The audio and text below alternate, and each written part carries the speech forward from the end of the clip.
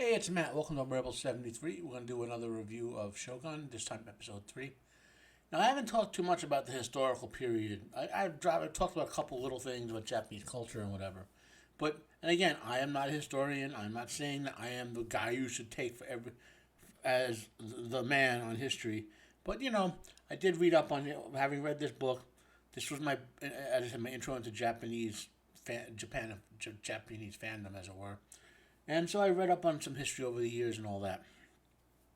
So, to put into perspective what's happening in Shogun, the series, so you understand why it's a pivotal point. In Western Europe, England, France, and whatnot, they had what's called the 100 Years' War, right? Well, Japan had their equivalent, or actually more than one, but in this particular case, this movie depicts this book, right? Is a concatenation, meaning it compressed about the last 40 or so years of the Japan's equivalent of the 100 Years' War, right, into I believe like 2 to 3 years in the time span of the novel. Okay, and the novel depicts primarily from two perspectives, from Blackthorn's perspective and from Tornaga's perspective, a little bit of Mariko in there, right? The original adaptation basically gave you Blackthorn's perspective with a little bit of Tornaga's, okay, and some Mariko. This one appears to be going back to the 50-50 split between the two perspectives, and I like that. I mean, because again, if they had done the way he did the original, you would have wound up with, them saying they're cloning it or whatever, right? And one of the reasons he did the original, was because he didn't put any subtitles in the Japanese.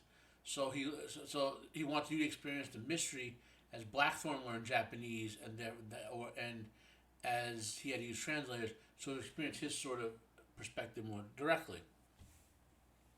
Whereas here you can see you have the subtitles for all the Japanese. Now, so that's kind of the history, and in history, the character of Toranaga is based on the character who basically unified Japan at the end of the 100 Years' War and ended the conflicts. I want to say his name is something. It's definitely Tokugawa, the Tokugawa shogunate. Tokugawa. Even if I remember correctly, I'm going to maul it pronunciation. Tokugawa Iey are the first three letters, and then something. And that's Tornaga. And the character, Blackthorn, is based on his name, William Adams. He was the first British Englishman to get to Japan. And ultimately, he and another English sailor were the first non-Japanese to be entered into the samurai caste of people. And he wound up having a family in Japan and so forth. And Blackthorn had a similar fate as well as the novel. We don't know what happens other than Tornaga becoming shogun. We don't know what happens directly to Blackthorn. We do, however, learn in a later book in the Asian saga, the one Noble House, or Taipan. It's called Taipan. No, Taipan's 1800s. One is either the one that occurs, like in the year 1890-ish or whatever. There's Taipan and there's Noble House. One of the two of them. About the Struan House in Hong Kong. The character remarks that Blackthorn survived. He had a family and became a minor daimyo and had a family. Served under Tornaga, and he built Tornaga's Western Navy and helped him open up trade and all that.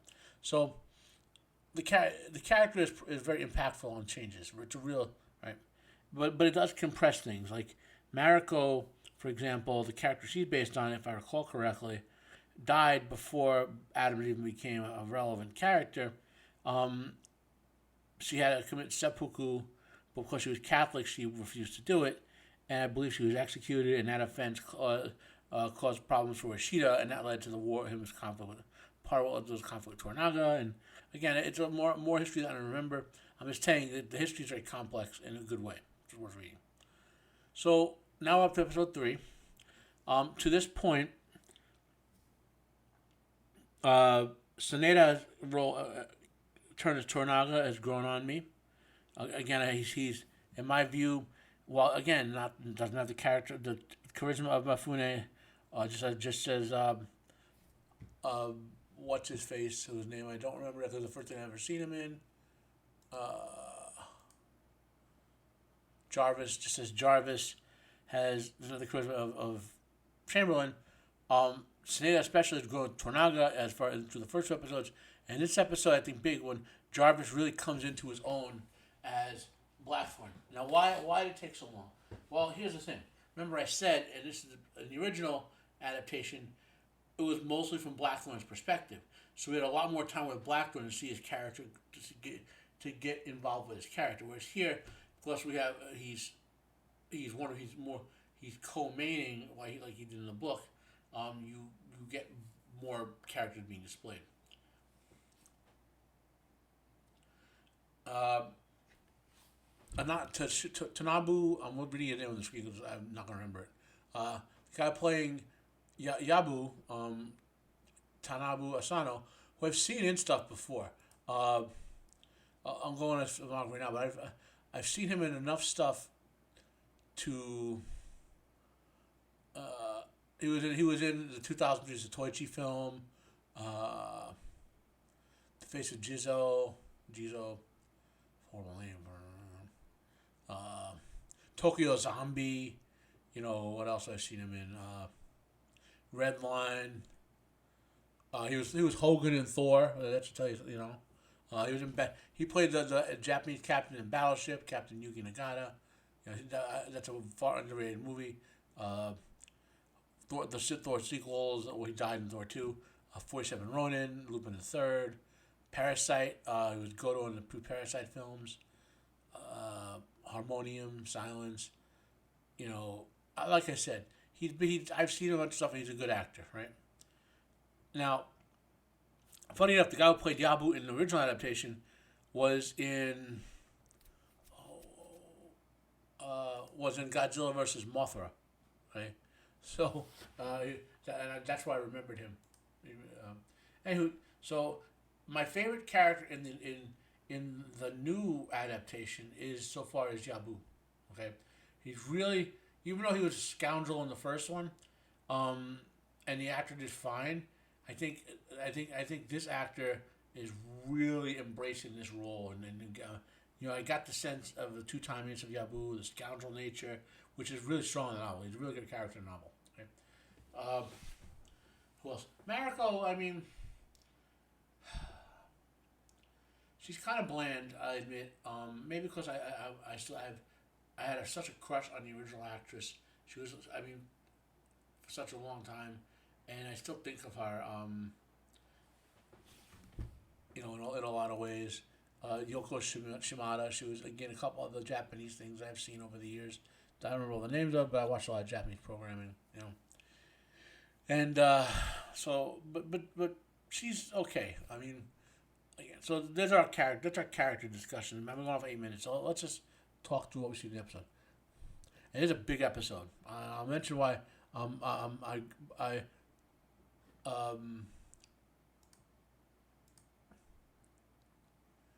This is a big episode for establishing Jarvis as Blackthorn, in my opinion. So we got the review going. Past the previously. So again, Yabu doing his scoundrel stuff, glorious. Now the Amida Tong, okay, are shinobi, or ninja, as the shinobi and ninja are the same word in two different Japanese languages. Okay, so there are three Japanese languages, if I remember correctly: kanji, Hirakawa, and something else, or Hiragani and Karawa. Anyway, there's three of them. Okay. One Japanese language is heavily influenced by Chinese, right? That's the first one that we as Americans learned because we obviously we had influence with the Chinese, who were more allies back then than the Japanese were, and then with the invasion and all that, they were allies in World War II. And in the same word in the Chinese influenced Japanese language, ninja is ninja. That's the first word we learned. That's what we call them, ninja. And the same written word but pronounced differently is shinobi in kanji, if I remember the original correctly. But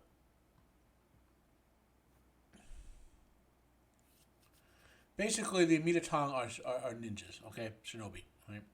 Uh, and this is that the depiction, even if they're fictionalized, the depiction is fairly accurate, okay? And they train, their training is basically to be infiltrators, scoundrels, spies, and assassins. Not like movies where they make ninjas into basically super warriors. Some ninja could do that. They could fight at the same level as straight up warriors. But most ninja, for the most part, were scoundrel types, infiltrators, spies, secret advisors, that type of stuff. And the ninja clans and groups, usually they would have not so much allied, but aligned themselves with various daimyo. And then if that daimyo fell, they would disappear and then show up with a new daimyo. So Yabu knowing how to reach them means that his family has a hook to these people. Okay. And Toranaga, so what happens here, Toranaga, in the previous episode, we saw the assassin come in. It turns out Toranaga gave Blackthorn his chamber, and he slept in Blackthorn's because he suspected assassination attempts. And he wanted to see, and of course the assassin went after Blackthorn's chamber where Toranaga was, and only Toranaga knew about the switch. He knew the assassin was sent after Blackthorn and not him. Very critical. Okay. And Toranaga is a genius. He's depicted as a genius. Blackthorn's very smart. Blackthorn himself is borderline genius level. He speaks multiple languages, which they barely show here. In the book, he and Mariko would routinely converse in 3 or 4 languages, especially when you learn Japanese. They would go back and forth constantly. He's a master of all the skills related to be a pilot, which includes mathematics and command of a ship and all that. And he knows way around weapons and things like that. But Toranaga is a genius, and he's always outthinking his enemies.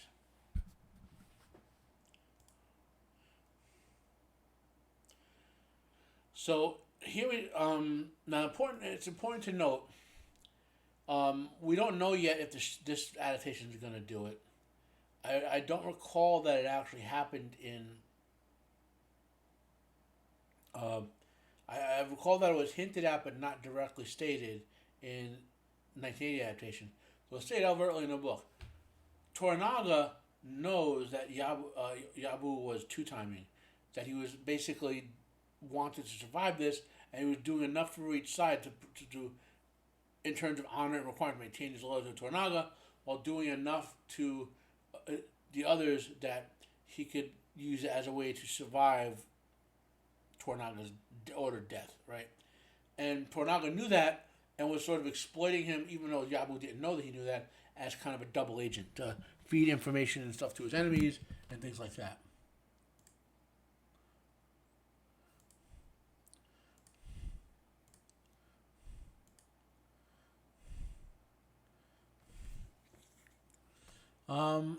They're making the captain seem a little bit too much of a slob.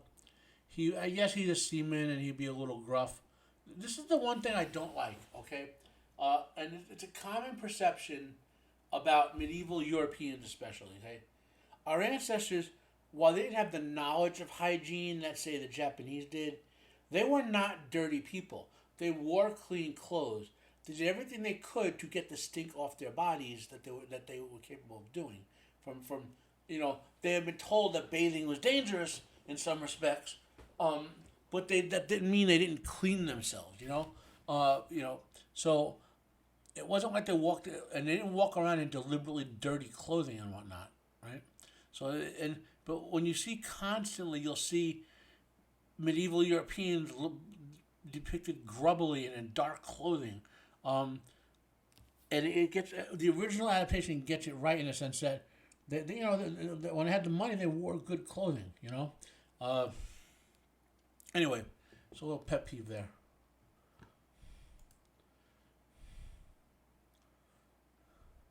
Here you show the ignorance, the medical ignorance of the European. Now, at the time this took place, the year 1600, there was so medicine, like anything else, when the Dark Ages happened, a lot of the European, which really means Roman and Greek, Roman medicine was lost. Okay, and it had to be rediscovered by getting the surviving books from the old days that modern physicians, once they began around the year, right around this time is when modern doctors started, the modern kind of doctors as scientists started to emerge. They started to do some experimentation to see what procedures worked and what didn't, and studies and whatnot. Okay, so just bear in mind that the Japanese doctor here knew more than the Europeans, but the ignorance here is more blackthorns than the culture from he's coming from at the time.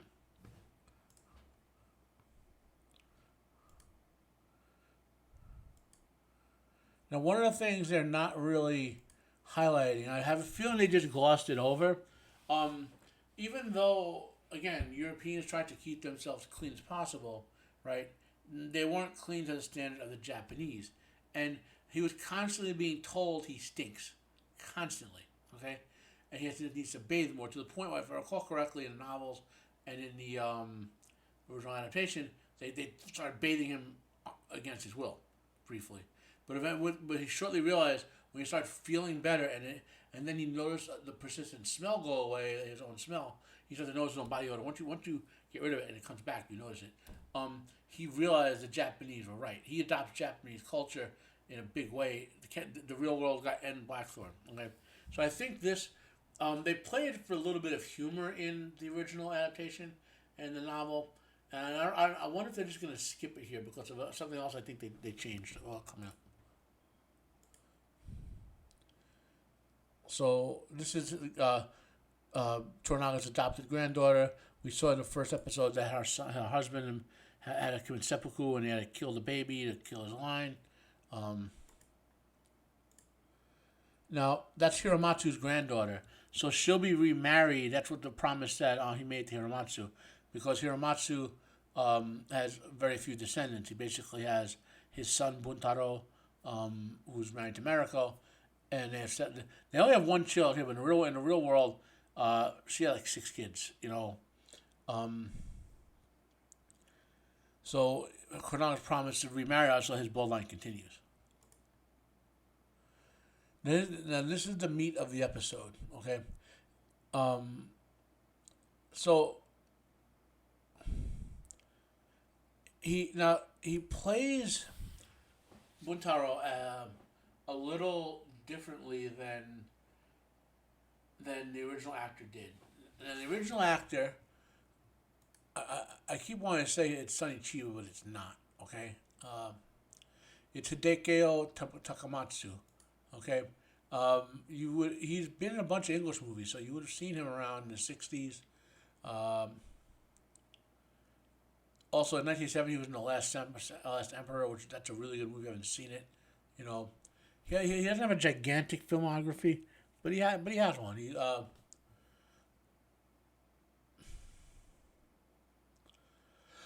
Like I said, he's been around and you've seen him before, and he plays him more as in a stoic with simmering anger sense, where this guy just plays him as a burning anger type.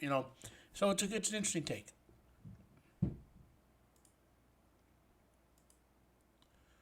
And Buntaro is a badass, and it is established very clearly on in the novel and in the original adaptation. And in this one, he's a badass. He's a legitimate top tier fighter. Spoilers, because it's a 50-year-old novel.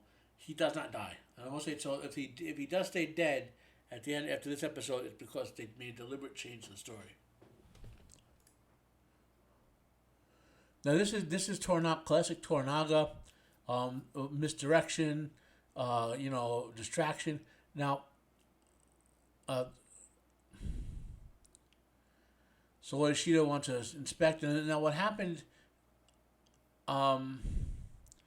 They changed this, I think, from the novel and the from adaptation, where the Ishida's inspection is happening.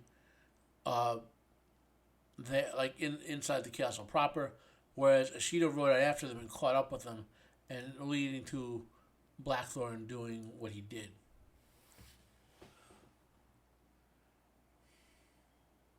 So what Blackthorn does here, now here's a blatant thing.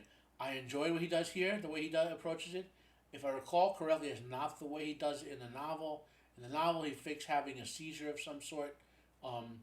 It's one of my all-time favorite scenes in anything ever. Top 25. In the original adaptation, he pretends a fit of madness.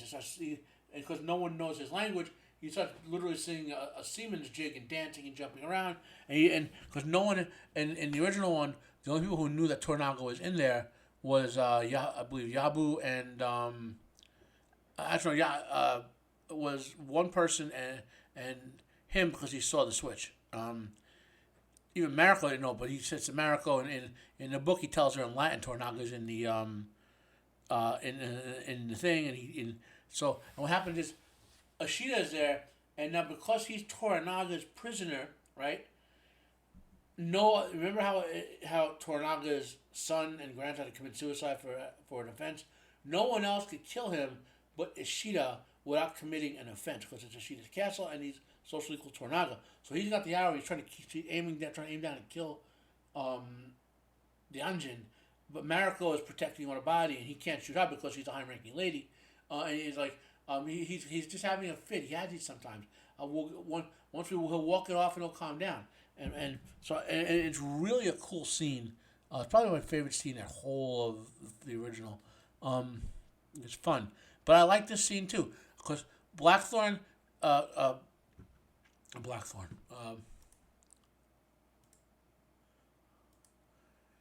Jarvis established. This is the episode where he established himself as Blackthorn, and he does very good here. Excuse me. And this the way he does it here, he has a command voice. He does some European. It's wrong to look at women. Blah blah blah. And it works. It doesn't work as well. Again, I'm not gonna. Let's talk about it. It's really good.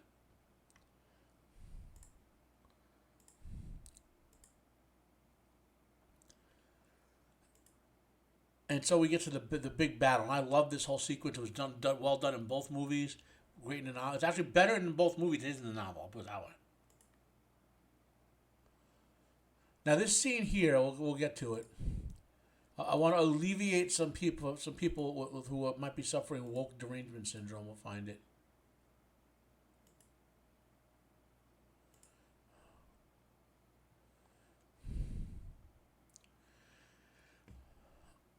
So the ladies will interfere. So they're there for the Anjin. They still don't know Tornaga's with them until he reveals himself.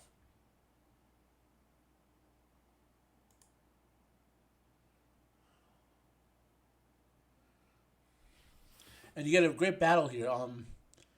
Well depicted in the scrum at night, trying to, and this is when they find Tornaga, and now.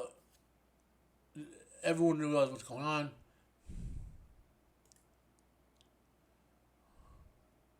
So, before we get... So, let's get a little... I want to put this in place. You guys have heard me before talking about woke derangement syndrome. We have to be careful when we look at stuff and realize that something, even though you're into... It's woke. Okay? It's not woke. The weapon she's wielding, which I know it's blurry on my freeze frame, it's called a naginata. Okay? One of the things that Naginata were known for being wielded by women warriors. There was a group of women warriors called the Onna Musho, for example. But more importantly, it sort of worked like this. You were born into the samurai caste, so all men and women born into that caste were considered samurai and had to learn the arts of war. All of them had to do it, okay? The role of men was the direct combat, okay? But the role of women was protective. So what happened is, if you ever see the structure of Japanese towns, they have like those rice walls and whatever. But there's always several fortified structures in the town, and obviously you have the castles and whatever.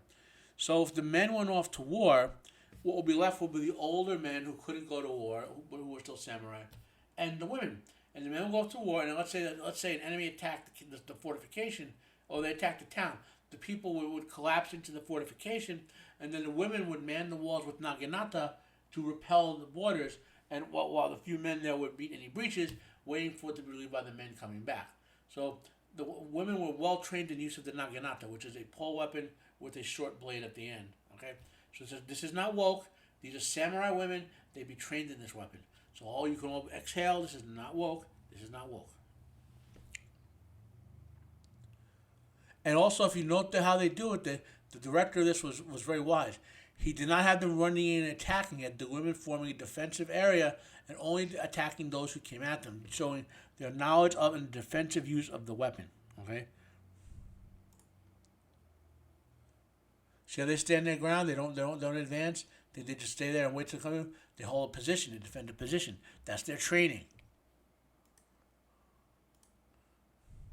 Okay, then we get past that. And they make their way to the boats. And then we get the conundrum, okay? So the Catholic daimyos have put hundreds and hundreds of little boats with men in there, and they're not going to let Toranaga's ship pass, okay? The black ship is sitting in the harbor, and we have a political conundrum, and it's Toranaga's ship. And Toranaga gets out of it, makes the deal he has to make, and even though he knows the Anjin saved his life, he has a choice. He has to make the lesser two evils, which to get all of his people out there, and so he can have otherwise he might well have stayed and just can't commit suicide. What happens next on the part of Jarvis is great. It's just as good as what Richard Chamberlain's character did in its own way. I'm not. Basto as not Basto. Who was playing Rodriguez?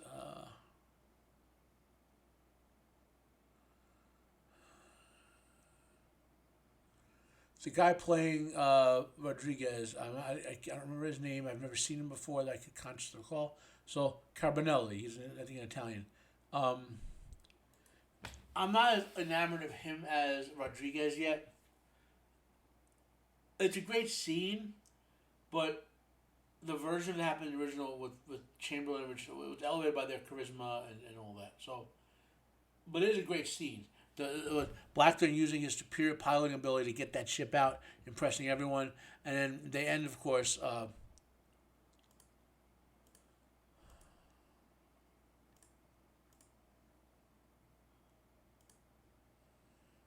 Forgive my mumble fingers. And Blackthorn saves all their lives as well, and so that manner should realize he's a great. This is Blackthorn's character starting to grow as Toranaga gets impressed they get the ship out, and the men get impressed by him because he saved them, so they become his somewhat loyal to him in terms of accepting him as you know.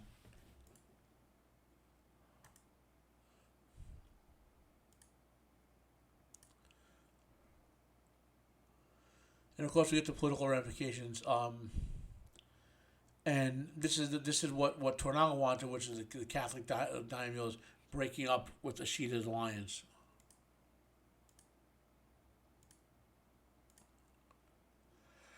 And now we get to the part where Toranaga teaches, Blackthorn teaches, and this is very canny. Basically, Toranaga has him over a barrel. And he's basically, he makes a sort of bargain with Blackthorn. And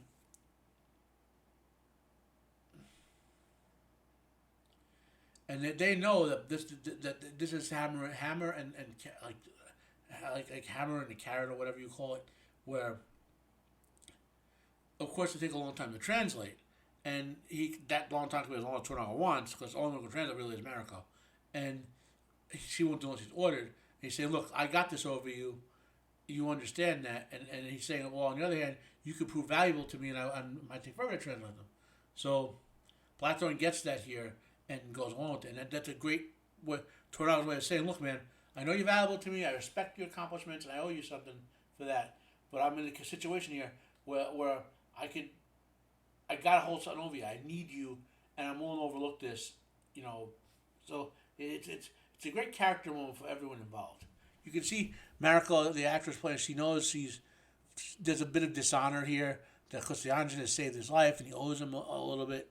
As you know, they all know that, but it's a little. But they know this is the dark and nerdy business of politics, and this show does it's great at depicting it. I love the scene. I love it.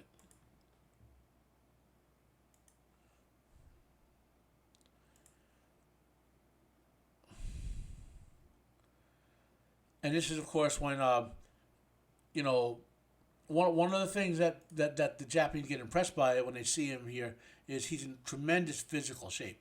The women think about it all the time when they see him stripped down, and the men are like, "Holy crap, that guy's built," you know, because he's not even.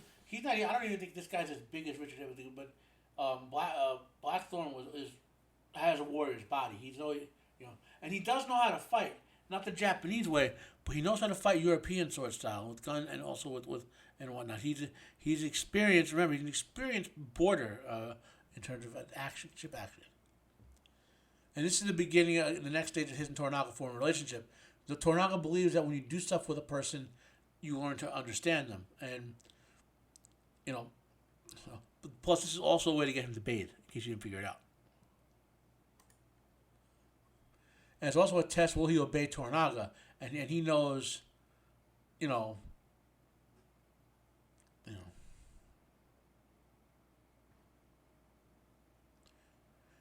The scars impress the warriors. And of course, it ends with him and Toranaga doing the race to the shore.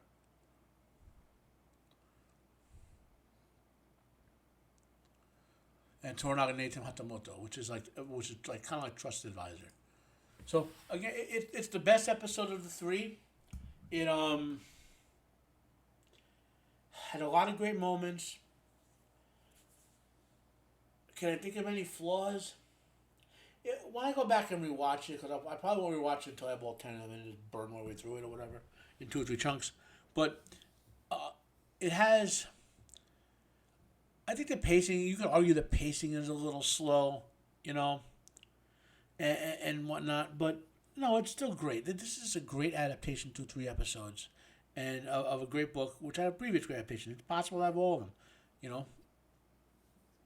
So, and unlike, for example, my friend Jacob Ironside and I talk, we both agree that the remake of True Grit was a great movie, but both of us don't feel compelled to watch it because the original was a great movie, and there was no need to make a direct remake.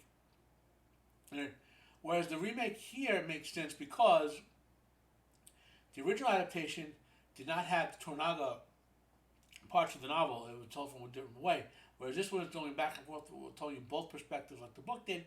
Therefore, this remake is technically different enough that it's worthwhile on its own. So, that being said, again, this episode 9.9 out of 10 knocks out of the park. Power zoom, you know. My name is Matt. This has been Unbearable 73. I've spent way too much time already talking to it, boring you guys. Well, not boring you guys. Like if you like, dislike if you dislike. Comment down below, ask any questions. Go read the original book. Go watch. If this is done, go watch the original miniseries. It's great stuff. James Claus is a great writer. And have a nice day, and I am out of here. Share it out, please.